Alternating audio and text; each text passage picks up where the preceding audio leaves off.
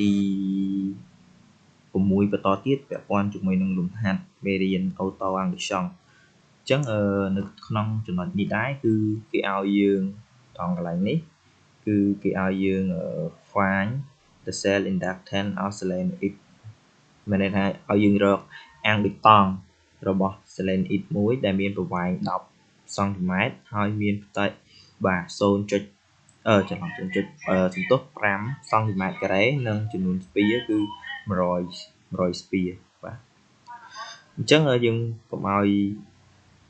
ដំបូងផុតគឺយើងត្រូវដឹងថាយើងប្រើតាមរូបមន្តណាតែពិតអានេះយើងប្រើតាម L 10 n ការ៉េ a លើ L ដែល L នឹងជាអាំងដូចតង់ L ទៅជាប្រវែង selenite ប៉ុន្តែត្រង់នេះគឺយើងប្រើចំនួនស្ពាក្នុងប្រវែង1ម៉ែត្របាទយើងអត់រៀងប្លែកតិចបាទអីទេបាទអញ្ចឹងយើងមកមើលដំណោះស្រាយអញ្ចឹងយើងមើលបាទអានេះនៅក្នុងសៀវភៅគេដាក់ជាសមីការទេបាទអញ្ចឹងអានេះយើងប្រើ L បាទជារូបមន្តអាំងដូចតង់10អាំងដូចតង់យើងតាំងវាដែល L ធំស្មើ10 n ការ៉េ a គុណជាមួយនឹង L ដែល n នេះគឺជា n តូចចំនួនស្ពាក្នុងប្រវែង1ម៉ែត្របើ n ធំវាជាចំនួនស្ពាសរុបហ្មងអញ្ចឹងអានេះខ្ញុំចង់ប្រើតាមរូបមន្តហ្នឹងអញ្ចឹងយើងប្រើតាម n ធំក៏បានដែរប៉ុន្តែអានេះយើងកុំឲ្យភ្លេចរូបមន្តហ្នឹងបាទអញ្ចឹងយើងធ្លាប់តែប្រើចំនួនស្ពាសរុបតែចំពោះចំនួនស្ពាក្នុងប្រវែង1ម៉ែត្រយើងអត់ដែរឃើញបាទអានេះយើងគ្រាន់តែបន្លែងវាបន្តិចបាទតិចទេវាស្រដៀងតែគ្នាដែរទេបាទអញ្ចឹងសំខាន់គឺយើង convert ຂະຫນາດហ្នឹងវាទៅជា SE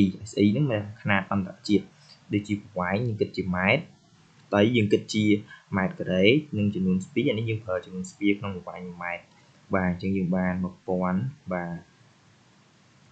អូខេអញ្ចឹងយើងបានតម្លៃរបស់យើង1000ស្ពាក្នុង1ម៉ែត្របាទហើយ10របស់យើងគឺតម្លៃរបស់យើងប្រហែល10គឺ4 ផៃកន្លប់ទៅកន្លង7បាទTesla ម៉ែត្រក្នុង1អាំពែឬក៏ហង្រីនៅក្នុង1ម៉ែត្រក៏បានដែរបាទអញ្ចឹងអានេះប្រវែងរបស់យើងគឺ10អញ្ចឹងយើងចែកវាទៅជាម៉ែត្រទៅវាបាន 0.100 ម៉ែត្របាទឬក៏ 0.1 នេះយើងយក3ខ្ទង់ក្រោយបាទអញ្ចឹងអានេះយើងប្រើតាមហ្នឹងក៏បានប្រើតាមរូបមន្តមួយទៀតឃើញដូចតែគ្នាទេបាទ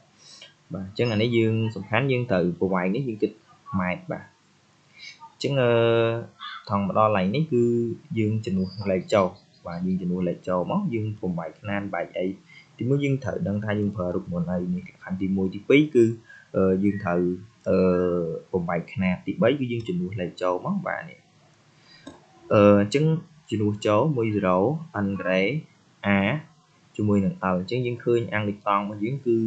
មានតម្លៃ 6.28 គុណនឹង10សេគុណដល់5ហង្រីបាទអញ្ចឹងនៅក្នុងលំហាត់នេះគឺវាមានតែប៉ុណ្្នឹងឯងប៉ុន្តែ